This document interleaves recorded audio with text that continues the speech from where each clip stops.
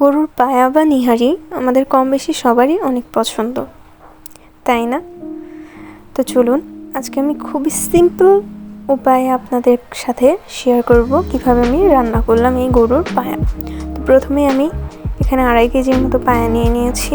এতে দিয়ে দিলাম গরম মশলা এবং এলাচ, এরপরে কুচি করে রাখা পেঁয়াজ, এরপরে একে একে সবগুলো বাটা মশলা দিয়ে দিব। এখানে আমি আদা রসুন বাটা দিয়ে দিয়েছি পরিমাণ মতো, এরপর আমি জিরা বাটা দিয়ে দিব পরিমাণ মতো,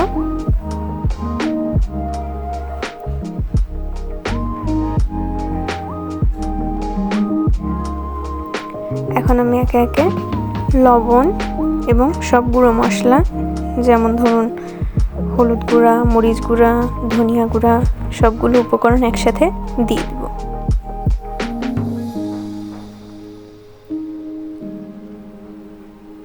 সবগুলো উপকরণে আমি আমার মাংসের পরিমাণ মতো নিয়েছি।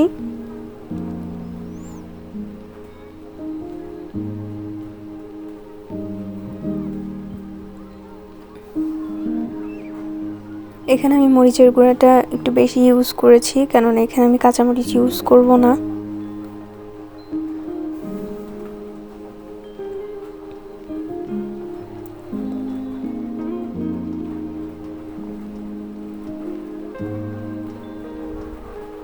হলুদ গুঁড়া জাস্ট কালারের জন্য অল্পই দিয়েছি, এবং ধনিয়া গুঁড়া দিয়েছি সামান্য পরিমাণ।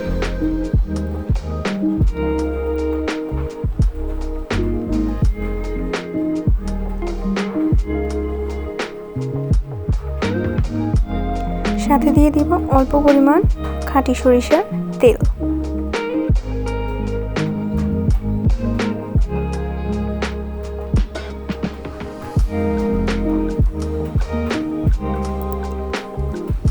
সবগুলো উপকরণ আমি এক এক করে দিয়ে নিয়েছি। এখন সবগুলো একসাথে আমি মাংসের সাথে মেখে নেব।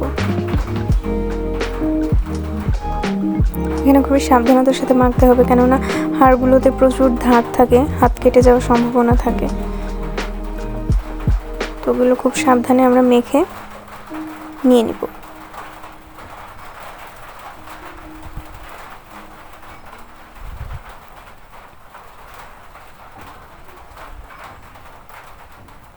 দেখতেই পাচ্ছেন আমার মাংস মাখা কিন্তু একদম ডান।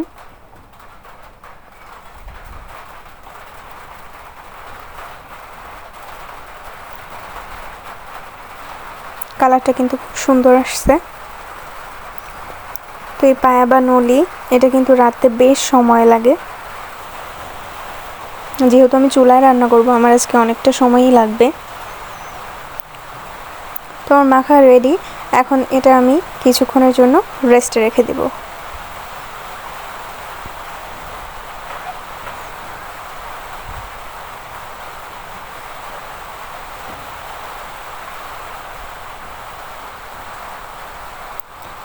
তো এই গরুর পায়াটা কিছুক্ষণ মেখে আমি এক সাইডে রেখে দিয়েছিলাম। তো এখন চলুন চুলাতে একটি হাঁড়ি বসিয়ে তাতে আমি কিছুটা তেল দিয়ে দিলাম।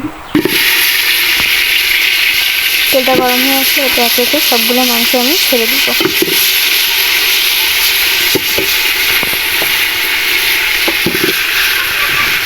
এখানে কিন্তু আর কিছু অ্যাড করতে হবে না, আমি সবগুলো উপকরণ একসাথে যেহেতু মেখে নিয়েছিলাম, তার কারণে আমার এখানে বাড়তি কোনো কিছু অ্যাড করার প্রয়োজন নেই। জাস্ট এটা ফেলে দিব এবং খানিকক্ষণ কষিয়ে ঝোল দিয়ে দিব। একদম সিম্পল উপায়ে আপনারাও বাড়িতে তৈরি করে নিতে পারেন গরুর পায়া অথবা নলি। এটা রান্না যেমন সহজ, খেতেও তেমন টেস্টি হবে। তো এখন আমি মশলা ধোয়া পানিটুকু পাতিলে দিয়ে দিব। এই পানিটুকু দিয়েই আমি নলিটা কষিয়ে নেব।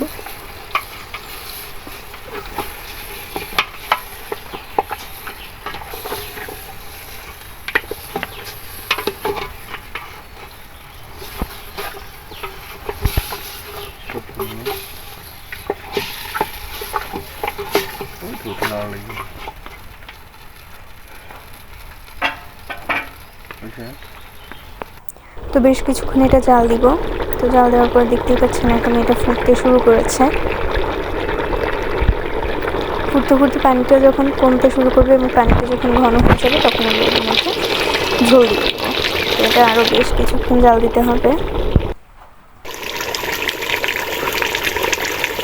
দেখতেই পাচ্ছেন ঝোলটা কিন্তু অনেক পরিমাণে কমে গেছে।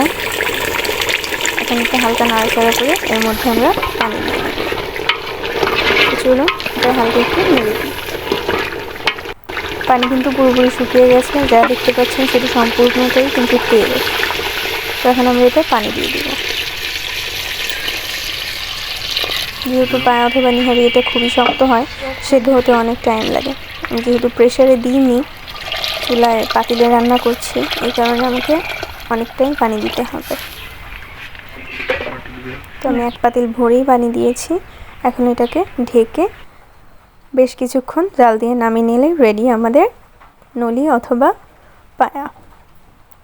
তো আশা করছি আমার ভিডিওটি আপনাদের সবার কাছে ভালো লাগবে। আমার ভিডিওটি ভালো লাগলে আমার চ্যানেলটিকে লাইক, কমেন্ট, শেয়ার করে দিবেন এবং আমার চ্যানেলটিকে সাবস্ক্রাইব করে দিবেন। তো আজকের মতো ভিডিওটি এখানেই শেষ করছি। সবাই সুস্থ থাকবেন, ভালো থাকবেন। আল্লাহ হাফেজ।